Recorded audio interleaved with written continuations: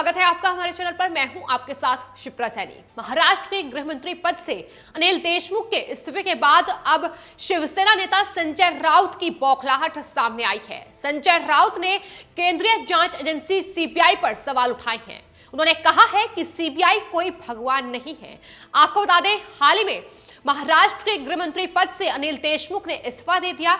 Bombay high court के फैसले के बाद अनिल देशमुख ने अपना ये जो पद था ये त्याग दिया है, इसे इस्तीफा दे दिया है। लेकिन उसके बाद महाराष्ट्र में अब राजनीतिक भूचाल भी शुरू हो गया है। लगातार बीजेपी अब महाराष्ट्र में महाविकास आघाड़ी सरकार को घेरती नजर आ रही है। जाहिर तौर पर बॉम्बे हाई कोर्ट ने अनिल देशमुख पर जो वसूली के बड़े आरोप लगे हैं उसमें सीबीआई जांच के आदेश दे दिए हैं, जिसके बाद अब उद्धव ठाकरे की चुप्पी पर लगातार जो सवाल उठ रहे थे, उद्धव ठाकरे अभी भी अपनी चुप्पी उन्होंने नहीं तोड़ी है, लेकिन संजय राउत का बयान जरूर सामने आया है। शिवसेना नेता संजय राउत ने बॉम्बे हाई कोर्ट के आदेश पर टिप्पणी करते हुए यह कहा है कि महाराष्ट्र में महाविकास आघाड़ी सरकार हाई कोर्ट के आदेश का अध्ययन करेगी और उसके बाद अपना पक्ष रखेगी। सिर्फ इतना ही नहीं, जिस तरीके से सीबीआई जांच के आदेश बॉम्बे हाई कोर्ट ने अनिल देशमुख के खिलाफ दिए हैं, उस पर भी संजय राउत ने जवाब देते हुए कहा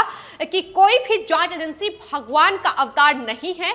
मामला पूरी तरीके से राजनीतिक है। हमारी परंपरा है कि हम न्यायपालिका के फैसले का सम्मान करते हैं। तो जाहिर तौर पर यह पहला मौका नहीं है जब इस तरीके से केंद्रीय जांच एजेंसी पर संजय राउत की तरफ से सवाल उठाए गए हैं। इससे पहले राष्ट्रीय जांच एजेंसी एनआईए जब एंटीलिया विस्फोटक मामले की शुरुआत से जांच कर रही है, उस पर भी संजय राउत की टिप्पणी सामने आई थी। तो एनआईए पर सवाल उठाते हुए संजय राउत ने तब भी टिप्पणी की थी कि दरअसल उरी और पुलवामा जैसे हमलों का हल निकालने के बजाय जो 20 जिलेटिन की छड़ें मिली हैं उसकी जांच करने के लिए एक राष्ट्रीय जांच एजेंसी को लगा दिया गया है। तो ये सवाल तब भी संजय राउत की तरफ से उठाए गए थे। सिर्फ उतना ही नहीं, जब उनकी पत्नी को एक बैंक घोटाले मामले में ईडी ने समन भेजा था, तब भी उन्होंने केंद्रीय जांच एजेंसी ईडी पर सवाल उठाए थे। उन्होंने साफ तौर पर यह कहा कि दरअसल केंद्र सरकार के साथ मिलकर ईडी विपक्ष को लगातार परेशान करने में जुटी हुई है। तो यह पहला मौका नहीं है जब इस तरीके से संजय राउत ने केंद्रीय जांच एजेंसी पर सवाल उठाए हैं। लेकिन फिलहाल बॉम्बे हाई कोर्ट ने अपना फैसला सुना दिया है। अनिल देशमुख पर परमवीर सिंह के लेटर में जो गंभीर और बड़े आरोप वसूली के लगे हैं उसको लेकर सीबीआई जांच करेगी। अगले 15 दिन में सीबीआई कोर्ट को अपनी रिपोर्ट सौंपेगी। अनिल देशमुख के खिलाफ जो आरोप लगे हैं उस पर जांच करते हुए तो जाहिर तौर पर मुश्किलें अब लगातार शिवसेना और एनसीपी की महाराष्ट्र में बढ़ती नजर आ रही है। और यही वजह है कि महाराष्ट्र में अब लगातार बीजेपी के नेता, फिर चाहे वो देवेंद्र फडणवीस हो या किरीट सोमैया हो, लगातार शिवसेना उद्धव ठाकरे को घेरते नजर आ रहे हैं। उद्धव ठाकरे की चुप्पी पर लगातार सवाल उठ रहे हैं कि आखिर उद्धव ठाकरे इतना कुछ महाराष्ट्र में चल रहा है। एक तरफ एंटीलिया विस्फोटक केस है जिसमें सचिन वाजे जैसे अधिकारी पर नकेल एनआईए की ओर से कसी जा रही है और सचिन वाजे शिवसेना का हिस्सा रह चुके हैं। उनकी बहाली को लेकर अब तक शिवसेना ने कोई जवाब नहीं दिया है।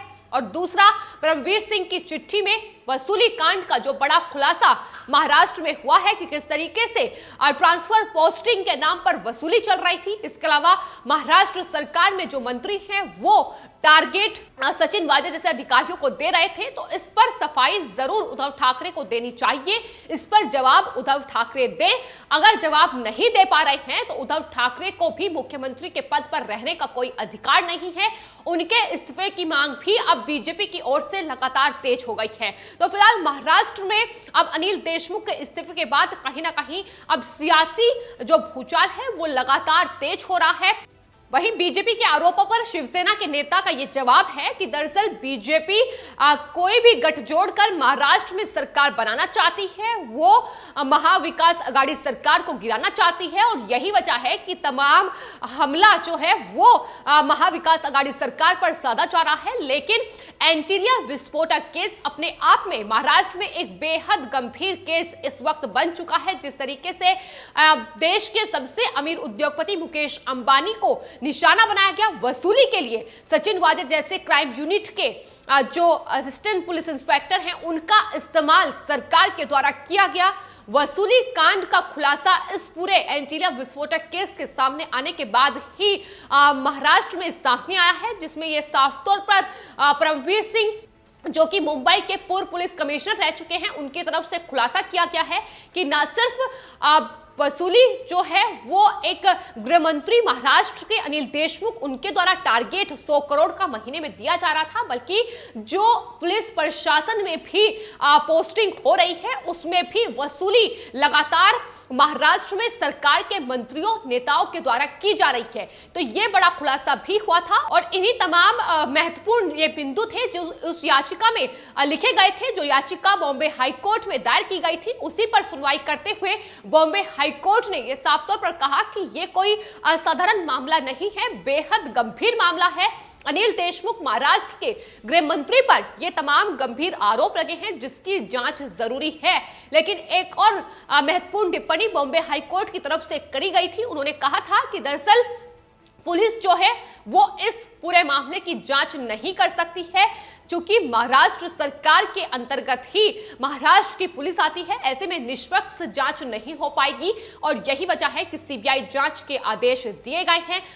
तो एक तरफ शिवसेना के नेता संजय राउत ये कहते हैं कि वो न्यायपालिका के फैसले का सम्मान करते हैं, लेकिन वहीं दूसरी ओर जिस तरीके से वो केंद्रीय जांच एजेंसी सीबीआई हो, ईडी हो, एनआईए हो, एनसीबी हो, इन तमाम केंद्रीय जांच एजेंसियों पर वो सवाल खड़े कर चुके हैं पहले भी और अब भी। वो इस पूरे केस में जिस तरीके से एनआईए जांच कर रही है और उसके बाद सीबीआई जांच के आदेश भी दे दिए गए हैं, उसको लेकर भी लगातार सवाल खड़े करते दिखाई दे रहे हैं। उन्होंने कहा है कि सीबीआई कोई भगवान नहीं है, तो जाहिर तौर पर बौखलाहट निकलकर सामने आ रही है। अगर सीबीआई इस पूरे मामले में जांच करेगी तो जाहिर तौर पर एक के बाद एक बड़े खुलासे होने की उम्मीद जताई जा रही है।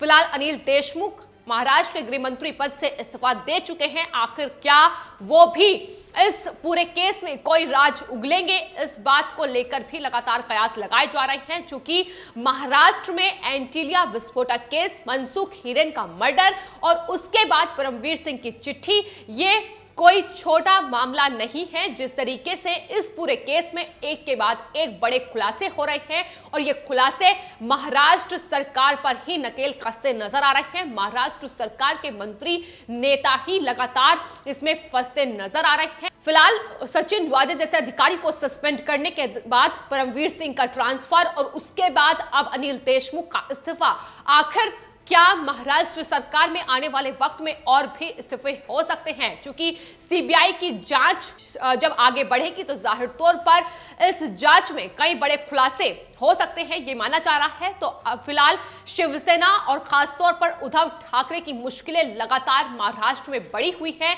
इस बीच अब अनिल देशमुख का इस्तीफा जब हो गया है तो अब महाराष्ट्र के नए गृह मंत्री दिलीप वलसे पाटिल होंगे, ये भी ऐलान हो चुका है। फिलहाल महाराष्ट्र में लगातार जो मुश्किलें हैं वो महाविकास आघाड़ी सरकार की बढ़ रही है। संकट के बादल लगातार उद्धव ठाकरे पर मंडरा रहे हैं। उद्धव ठाकरे की चुप्पी पर अब बीजेपी हमलावर नजर आ रही है। केंद्रीय मंत्री रविशंकर प्रसाद की ओर से भी प्रेस कॉन्फ्रेंस करते हुए सवाल उद्धव ठाकरे से किया गया है कि उद्धव ठाकरे की चुप्पी लगातार अब उन पर जो शक का दायरा है वो बढ़ाती नजर आ रही है। उद्धव ठाकरे की नैतिकता आखिर इस पूरे एंटीलिया विस्फोटक केस में कहां है? क्यों वो कोई जवाब नहीं दे पा रहे हैं? लगातार सवाल बना हुआ है। लेकिन संजय राउत के बयान भी मुश्किलें लगातार बढ़ाते शिवसेना की नजर आ रही है। चूंकि अनिल देशमुख को लेकर वो पहले बयान दे चुके हैं, उन्हें accidental home minister Sanjay Raut ने करार दिया था, तो उसके बाद अब कहीं ना कहीं संजय राउत जब अपना इस्तीफा दे चुके हैं तो बचाव भी संजय राउत का करते नजर आ रहे हैं। उद्धव ठाकरे की चुप्पी पर भी संजय राउत ने जवाब दिया है। उन्होंने कहा है कि बॉम्बे हाई कोर्ट के आदेश का आकलन करने के बाद सरकार इस पर कोई जवाब दे पाएगी, लेकिन अभी तक कोई जवाब सामने नहीं आया है। तो ये जो चुप्पी है ये बता रही है कि मुश्किलें महाराष्ट्र सरकार की बढ़ रही हैं और लगातार महाराष्ट्र सरकार मुश्किल में फंसती नजर आ रही है। ना सिर्फ सचिन वाजे के चलते बल्कि परमवीर सिंह की चिट्ठी जो लेटर बम के तौर पर महाराष्ट्र में काम कर रही है और अब अनिल देशमुख का इस्तीफा आखिर अनिल देशमुख आने वाले वक्त में क्या कुछ उगलेंगे, ये भी लगातार सवाल बने हुए हैं। क्या आखिर अनिल देशमुख अगर अपना मुंह खोलते हैं तो वसूली कांड में क्या कुछ बड़े खुलासे महाराष्ट्र में हो सकते हैं, और क्या महाराष्ट्र में अब सरकार कुछ ही दिन की बची है, ये भी लगातार सवाल बना हुआ है। तो फिलहाल महाराष्ट्र में सवाल लगातार बहुत सारे हैं, लेकिन जवाब अभी भी उद्धव ठाकरे एक भी सवाल का नहीं दे पा रहे हैं। फिलहाल आपके इस पूरे मामले पर क्या राय है, हमें कमेंट बॉक्स में जरूर लिखें और चैनल को सब्सक्राइब करें। धन्यवाद।